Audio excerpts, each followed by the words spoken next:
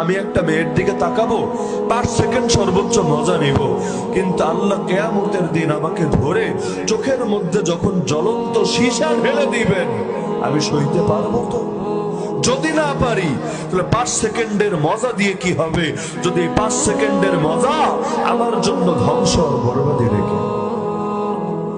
আল্লাহ নিজে কোরআনে মানুষকে বলেন, দেখো তুমি কার থেকে লুকাবা?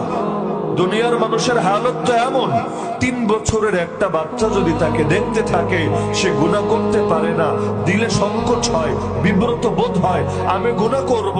এই বাচ্চাটা আজ অবুঝ, কিন্তু একদিন তো সে বুঝবান হবে, তার মেমোরি তো থেকে যেতে পারে, 10 জনকে বলে দিতে পারে, আমার ব্যাপারে তার খারাপ ধারণা হতে পারে।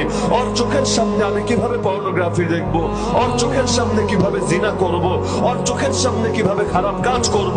তার মানে তার চোখে, তার দৃষ্টিতে 3